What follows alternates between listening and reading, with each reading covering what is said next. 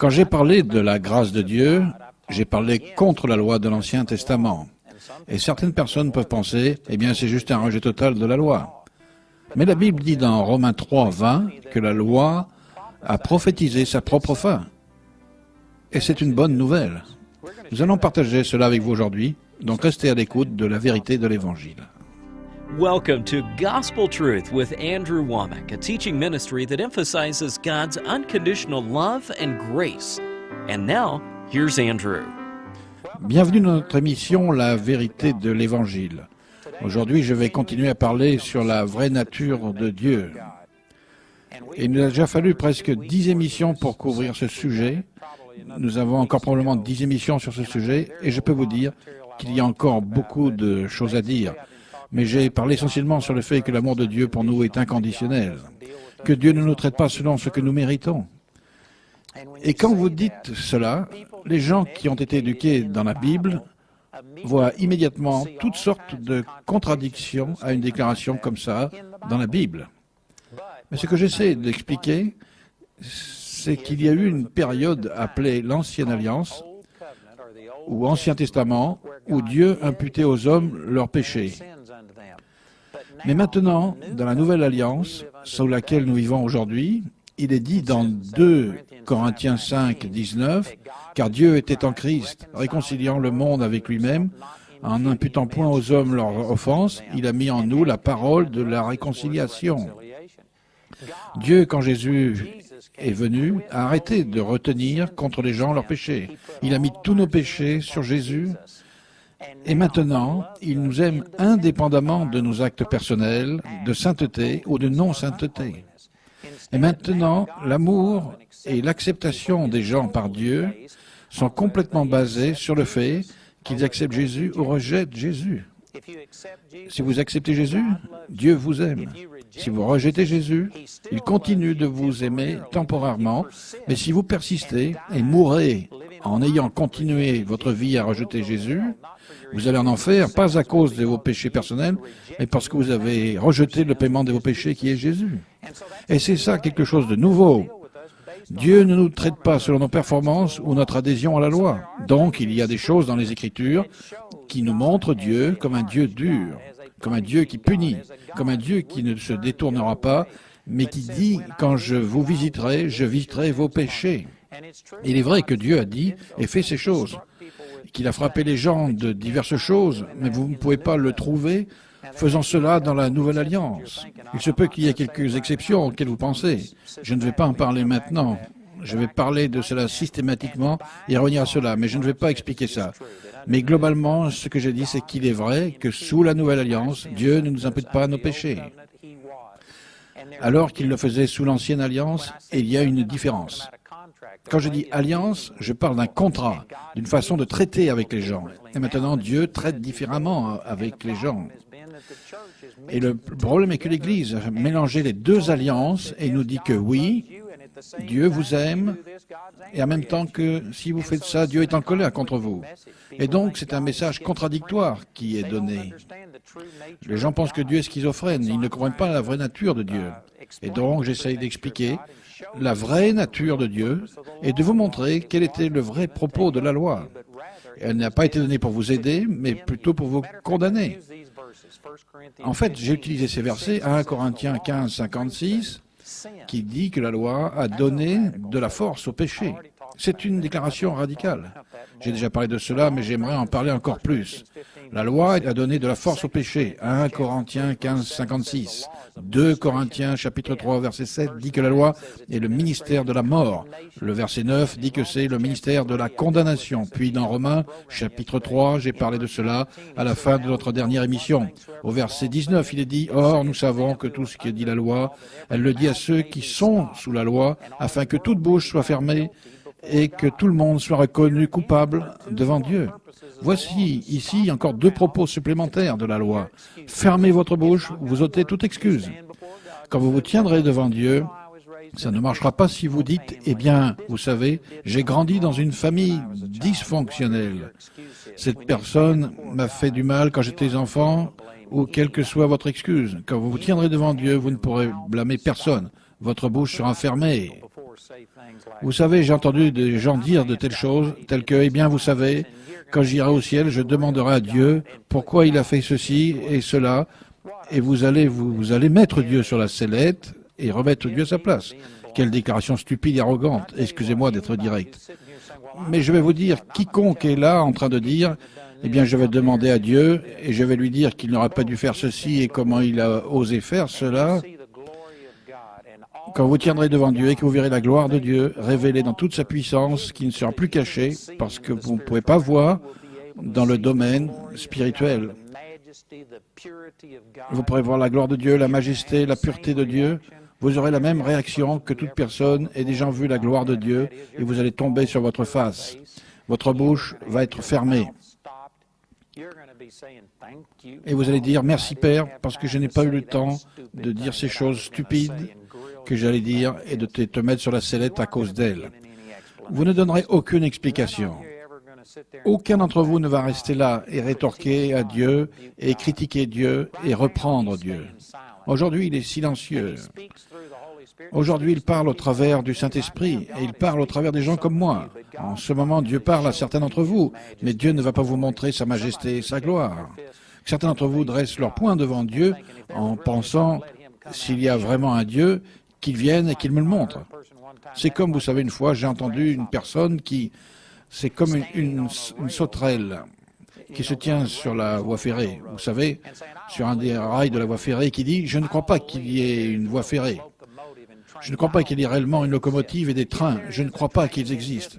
S'il y a un train, qu'ils envoient le train ici, afin qu'il me passe dessus tout de suite. » Et donc, cette petite sauterelle malingre se tient là, sur le rail, et dit « Je défie le train. S'il y a un train qu'il vienne et qu'il me passe dessus. » Est-ce que vous pensez qu'ils vont envoyer une locomotive faire une centaine de miles dans le désert pour écraser cette sauterelle insignifiante? Maintenant, si elle reste assez longtemps, elle va se trouver face à un train et elle va découvrir qu'il existe.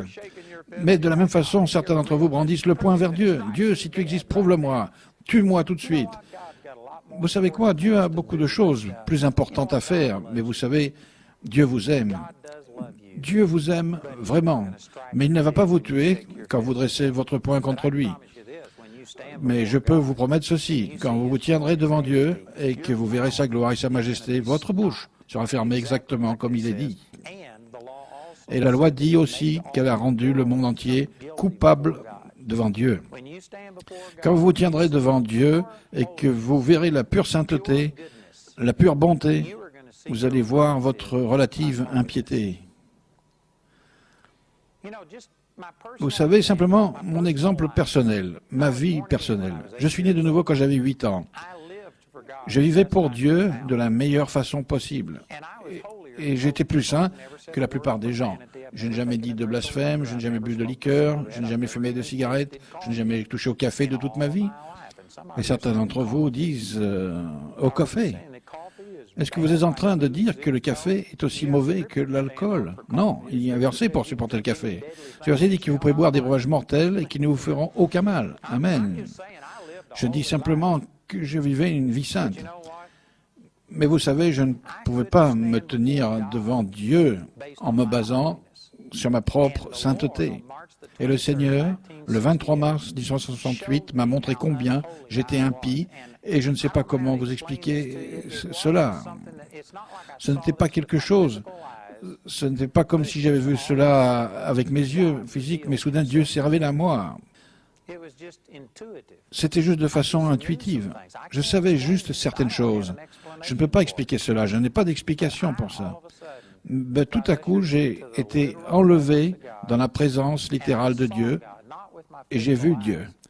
Pas avec mes yeux physiques, je l'ai vu dans mon cœur et j'ai vu sa sainteté et la pureté de Dieu. Et je veux dire qu'en un instant, comme ça, j'ai reconnu que comparé à Dieu, je méritais tout le jugement que Dieu pouvait mettre sur moi. Et encore, j'ai dit que j'étais une personne relativement sainte. Et vous savez, certaines personnes sont venues me dire de telles choses que, eh bien, je me demande comment un Dieu saint, un Dieu aimant, pour condamner une personne à l'enfer. Et les gens disent, je ne peux tout simplement pas comprendre comment un Dieu aimant peut envoyer quelqu'un en enfer. Eh bien, une personne qui dit ça n'a jamais vu la sainteté de Dieu. Et si vous n'avez pas une révélation de ce dont je parle, je ne suis pas sûr que je vais vous convaincre maintenant. Mais je peux juste vous donner mon témoignage personnel. Et c'est absolument vrai. Chaque fois qu'une personne a vu la gloire de Dieu citée dans les Écritures, sans exception, ils sont tombés sur leur face et ont dit « Oh Dieu, je suis impur. Dieu, je suis indigne. » Ils ont vu instantanément leur relative impiété. Une personne qui dit « Je ne peux pas croire que Dieu enverrait une personne en enfer s'il était vraiment un Dieu d'amour. » Vous n'avez jamais vu la sainteté de Dieu. Vous ne savez pas combien le péché est mauvais. Si vous voyez la pureté de Dieu et ce qu'il avait prévu que nous soyons et combien nous avons corrompu ce que Dieu avait prévu que nous soyons, vous auriez la réaction exactement opposée. Vous penseriez, vous savez, il n'y a pas un enfer assez profond ou une éternité assez longue pour que je puisse jamais payer pour ma transgression contre Dieu. Et c'est absolument vrai. Même si vous vous considérez comme un bon pécheur, il n'y a pas un enfer assez mauvais pour nous. Mais loué soit Dieu pour sa miséricorde et sa grâce, de ce qu'il a placé tout notre jugement sur Jésus et la bonne nouvelle que vous n'avez pas à payer pour ce péché. Jésus a payé pour lui, il ne tient qu'à vous d'accepter cela. Mais vous voyez, cela est à propos de la loi. La loi est faite pour fermer votre bouche et pour vous rendre coupable devant Dieu. Donc 1 Corinthiens 15, 56 dit que la loi a donné de la force au péché. 2 Corinthiens 3, 7 dit que la loi était un ministère de la mort et 3, 9 dit qu'elle était le ministère de la condamnation. Romains 3, 19 dit qu'elle ferme votre bouche et Romains 3, 19 dit qu'elle vous rend coupable devant Dieu. Voici les fonctions de la loi. Elles sont contraires pour la plupart d'entre nous au but que nous pensions que Dieu avait en la donnant.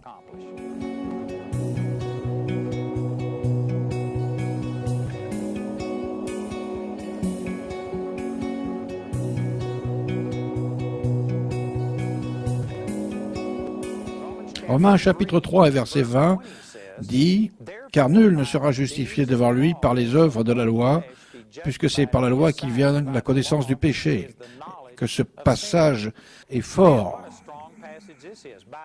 Par les œuvres de la loi, ou en d'autres mots, en accomplissant la loi, en respectant toutes ses règles et ses consignes, personne ne sera jamais juste aux yeux de Dieu. C'est une déclaration puissante. Et vous savez, il y a beaucoup de gens aujourd'hui engagés dans la religion qui ont entendu une perversion de l'Évangile, disant que oui, vous devez avoir Jésus comme fondement de votre foi, mais ensuite vous devez y ajouter votre propre bonté, et ils essayent d'être acceptés par Dieu avec juste un peu de Jésus, mais surtout à travers leur propre bonté. C'est une perversion de l'Évangile, et il est dit que personne ne se tiendra devant Dieu en se basant sur sa propre bonté. Les gens qui essayent de simplement mélanger leur sainteté à celle de Jésus vont ouvrir l'enfer tout grand. Parce que soit vous faites confiance à Jésus en tant que votre sauveur, soit vous devez être votre sauveur. Vous ne pouvez pas avoir de multiples sauveurs. Ce n'est pas Jésus plus vous. Jésus plus quelque chose égale rien. Mais Jésus plus rien égale tout. C'est une déclaration puissante. Donc personne ne sera jamais justifié aux yeux de Dieu au travers de ses propres œuvres. Et puis la dernière partie du verset dit, c'est par la loi que vient la connaissance du péché. Voici donc une autre chose que la loi a faite. Elle vous a donné la connaissance du péché. Pas la connaissance du salut, pas la connaissance du pardon de vos péchés. La loi ne vous montre aucune des bonnes choses de Dieu. Elle ne vous montre pas la miséricorde de Dieu. Elle ne vous montre pas la grâce de Dieu.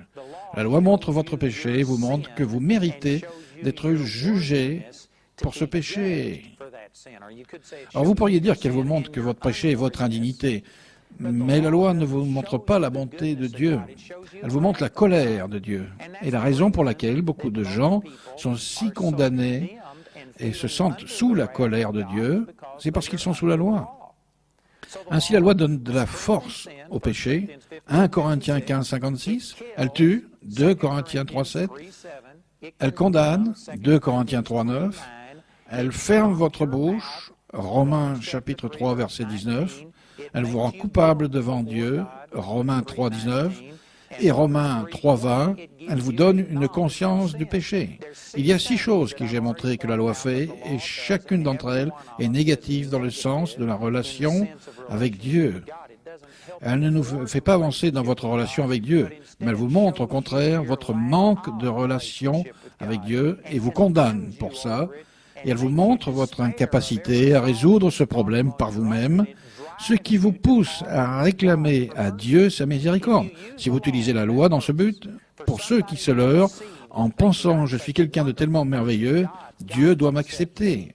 Si vous les battez avec la loi, de la même façon que la religion bat les chrétiens avec la loi, c'est une bonne façon de faire, pour les amener à reconnaître leurs besoins de Dieu.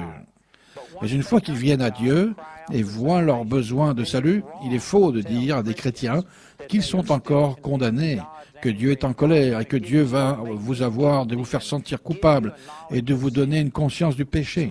En fait, en continuant cette série, je vais vous montrer dans Hébreux chapitre 10, verset 2, qu'à cause de la nouvelle alliance et à cause de ce que Jésus a fait, nous ne devrions plus avoir conscience du péché. Nous ne devrions pas être conscients du péché. Je sais que certains d'entre vous sont choqués par cela. Ils disent « je ne peux pas croire ça ». Eh bien, regardez dans Hébreux chapitre 10, verset 2 et lisez. S'il avait été possible de faire une offrande qui produise la vie, eh bien, nous n'aurions plus dû avoir conscience du péché. Dans l'Ancien Testament, ce n'était pas une réalité, mais cela en est une dans le Nouveau Testament. Jésus était ce sacrifice qui a mis fin à tous les sacrifices. Et le bénéfice de cela est que nous ne devrions plus avoir conscience du péché, conscience du succès ou de l'échec. Nous devrions être conscients qu'au travers de Jésus, Dieu nous aime et Dieu nous a acceptés. C'est puissant. Et plus loin, dans Romains chapitre 3 et verset 21, il est dit, mais maintenant, sans la loi, est manifestée la justice de Dieu, à laquelle rendent témoignage la loi et les prophètes. Cela signifie simplement que ce n'est pas quelque chose de tout nouveau qui n'était pas dans l'Ancienne Alliance. L'Ancienne Alliance a prophétisé sa propre fin. Elle a prophétisé que quelque chose de mieux arriverait. Elle a prophétisé qu'un Messie arriverait et que cela changerait complètement la façon dont tout cela fonctionne. Donc ce n'est pas une révélation toute nouvelle. Paul et tous les apôtres n'étaient pas des hérétiques qui changeaient tout.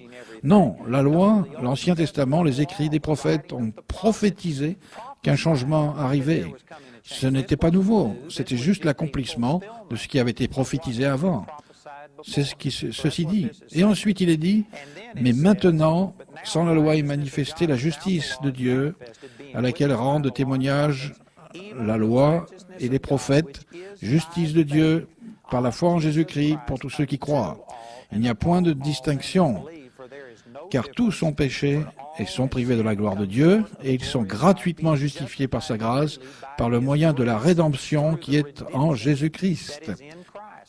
C'est vraiment puissant. Une fois encore, ces versets ont été utilisés spécialement. Romains 3, 23 pour dire « Tous sont péchés et sont privés de la gloire de Dieu ». Et ce verset est utilisé essentiellement comme une massue pour dire aux gens « Vous êtes des pécheurs, vous êtes privés de la gloire de Dieu. Vous avez besoin d'être sauvés. » Et saviez-vous que tout cela est absolument vrai?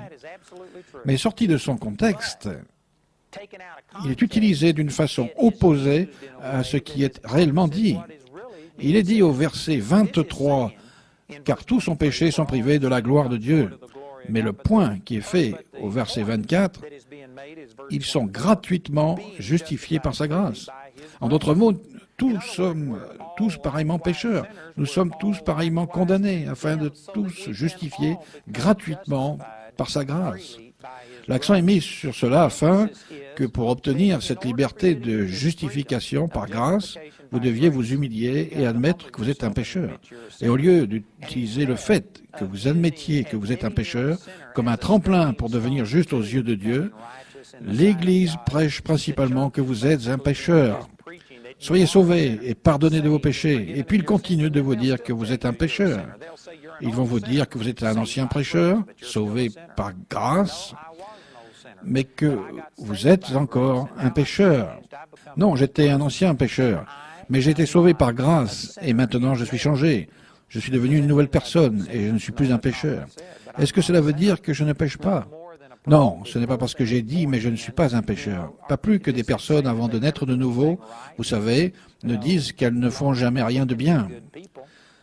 Non, les gens perdus peuvent être bons et mener une vie droite. Ils peuvent être de bonnes personnes, mais cette bonté ne change pas leur nature pécheresse. ce sont encore des pécheurs indépendamment du bien qu'ils font. Mais à l'inverse, quand vous naissez de nouveau, vous pouvez encore pécher. Vous pouvez encore faire des erreurs et faire des choses fausses. Mais ce péché ne changera pas votre nature juste en faisant de vous un pécheur. Pas plus que vos bonnes œuvres ne peuvent changer votre nature pécheresse et vous rendre juste. Vous savez, je résume simplement Romains chapitre 6, versets 20-22. Si vous regardez et lisez cela, c'est exactement ce qu'il est dit. Et je peux vous dire que nous avons fait des dégâts dans la vie des gens en utilisant la loi pour les battre, tout en pensant que c'était une chose positive. Non, tous ont péché, sont privés de la gloire de Dieu, afin que nous puissions tous être justifiés gratuitement par la grâce de Dieu. Si vous utilisez la loi pour montrer à des personnes leurs besoins de Dieu, eh bien, c'est la bonne utilisation de la loi.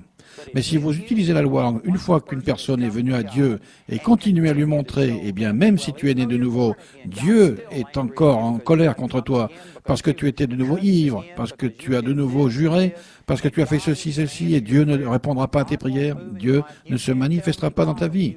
Vous ne pouvez pas dire que Dieu va utiliser un récipient sale. Je veux dire que vous sachiez que Dieu n'a aucune autre sorte de récipient à utiliser. Vous voyez, c'est une mauvaise utilisation de la loi. Nous utilisons la loi, les commandements, pour montrer à des personnes combien elles sont loin d'être ce que Dieu avait prévu qu'elles soient, afin qu'elles se détournent de leur propre justice et crient à Dieu. Mais tout autre usage de la loi est faux, et le problème est que l'Église, dans son ensemble aujourd'hui, utilise la loi pour motiver les chrétiens, au lieu d'utiliser l'amour de Dieu pour motiver les chrétiens. Paul dit que c'est l'amour de Dieu qui nous presse. Je crois que c'est 2 Corinthiens 5,14. L'amour de Dieu nous presse. Une fois que vous êtes né de nouveau, vous ne devriez plus être conduit à servir Dieu par la peur du châtiment ou du jugement. Mais au lieu de cela, vous servez Dieu par amour. Et vous savez, mon témoignage personnel confirme cela. Je suis né de nouveau quand j'avais 8 ans, mais je suis tombé sous la loi. Ce concept de « je dois tout faire, toutes ces choses bien », donc j'ai fait beaucoup de bonnes choses. Je n'ai pas fait beaucoup de choses mauvaises, mais vous savez, je servais Dieu au minimum. Et quand j'ai fait cette rencontre avec le Seigneur, le 23 mars 1968, et que Dieu m'a révélé son amour pour moi, je suis devenu si zélé pour Dieu que j'étais exécrable avec les gens. Je le sais bien. Mais vous savez, c'était parce que j'aimais Dieu avec tout mon cœur et que j'étais si zélé pour Dieu. Par amour, je servais Dieu 1 million de fois plus que par obligation ou parce que j'étais redevable. Il y a certains d'entre vous qui sont en train de regarder cette émission. Et il se peut que vous ayez aussi droit qu'un canon à poudre, mais 2 fois plus vide. Vous faites tout bien, mais vous savez, sans aucune joie, et vous faites le minimum que vous devez faire, et vous avez peur de servir Dieu par amour. Vous pensez, si je me laisse aller, je vais mal faire? Non, c'est juste le contraire. Si vous êtes vraiment né de nouveau, vous servirez mieux Dieu par amour que par peur du châtiment et du jugement. L'amour vous forcera à servir Dieu à un niveau supérieur. Et je peux vous dire, c'est ce dont il est question dans la Nouvelle Alliance. L'ancienne Alliance conduisait les gens par la peur. La Nouvelle Alliance amène les gens à Dieu par amour. C'est la bonté de Dieu qui pousse l'homme à la repentance.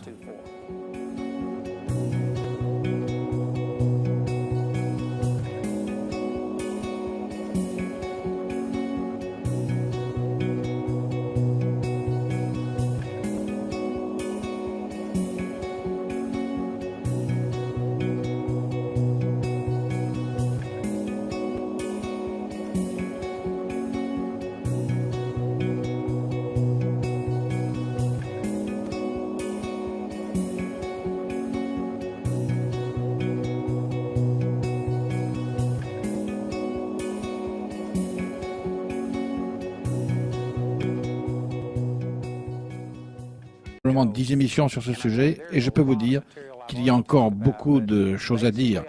Mais j'ai parlé essentiellement sur le fait que l'amour de Dieu pour nous est inconditionnel, que Dieu ne nous traite pas selon ce que nous méritons. Et quand vous dites cela, les gens qui ont été éduqués dans la Bible voient immédiatement toutes sortes de contradictions à une déclaration comme ça dans la Bible. Mais ce que j'essaie d'expliquer, c'est qu'il y a eu une période appelée l'Ancienne Alliance, ou Ancien Testament, où Dieu imputait aux hommes leurs péchés. Mais maintenant, dans la nouvelle alliance, sous laquelle nous vivons aujourd'hui, il est dit dans 2 Corinthiens 5, 19, « Car Dieu était en Christ, réconciliant le monde à cause de vos péchés personnels, mais parce que vous avez rejeté le paiement de vos péchés qui est Jésus. » Et c'est ça quelque chose de nouveau. Dieu ne nous traite pas selon nos performances ou notre adhésion à la loi. Donc, il y a des choses dans les Écritures qui nous montrent Dieu comme un Dieu dur, comme un Dieu qui punit, comme un Dieu qui ne se détournera pas, mais qui dit « Quand je vous visiterai, je visiterai vos péchés ». Il est vrai que Dieu a dit et fait ces choses, qu'il a frappé les gens de diverses choses, mais vous ne pouvez pas le trouver faisant cela dans la Nouvelle Alliance. Il se peut qu'il y ait quelques exceptions auxquelles vous pensez. Je ne vais pas en parler maintenant. Je vais parler de cela systématiquement et revenir à cela, mais je ne vais pas expliquer ça. Mais globalement, ce que j'ai dit, c'est qu'il est vrai que sous la Nouvelle Alliance, Dieu nous avec lui-même, en n'imputant point aux hommes leurs offenses, il a mis en nous la parole de la réconciliation. Dieu, quand Jésus est venu, a arrêté de retenir contre les gens leurs péchés. Il a mis tous nos péchés sur Jésus. Et maintenant, il nous aime indépendamment de nos actes personnels, de sainteté ou de non-sainteté. Et maintenant, l'amour et l'acceptation des gens par Dieu sont complètement basés sur le fait qu'ils acceptent Jésus ou rejettent Jésus. Si vous acceptez Jésus, Dieu vous aime. Si vous rejetez Jésus, il continue de vous aimer temporairement, mais si vous persistez et mourrez en ayant continué votre vie à rejeter Jésus, vous allez en enfer, pas vous impute pas à nos péchés. Alors qu'il le faisait sous l'ancienne alliance, il y a une différence. Quand je dis alliance, je parle d'un contrat, d'une façon de traiter avec les gens. Et maintenant, Dieu traite différemment avec les gens. Et le problème est que l'Église a mélangé les deux alliances et nous dit que oui, Dieu vous aime, et en même temps que si vous faites ça, Dieu est en colère contre vous. Et donc, c'est un message contradictoire qui est donné. Les gens pensent que Dieu est schizophrène, ils ne comprennent pas la vraie nature de Dieu. Et donc, j'essaye d'expliquer la vraie nature de Dieu et de vous montrer quel était le vrai propos de la loi. Elle n'a pas été donnée pour vous aider, mais plutôt pour vous condamner. Quand j'ai parlé de la grâce de Dieu, j'ai parlé contre la loi de l'Ancien Testament. Et certaines personnes peuvent penser, eh bien, c'est juste un rejet total de la loi. Mais la Bible dit dans Romains 3, 20 que la loi a prophétisé sa propre fin. Et c'est une bonne nouvelle. Nous allons partager cela avec vous aujourd'hui, donc restez à l'écoute de la vérité de l'Évangile. Welcome to Gospel Truth with Andrew Womack, a teaching ministry that emphasizes God's unconditional love and grace. And now, here's Andrew. Bienvenue dans notre émission La vérité de l'Évangile. Aujourd'hui, je vais continuer à parler sur la vraie nature de Dieu. Et il nous a déjà fallu presque 10 émissions pour couvrir ce sujet. Nous avons encore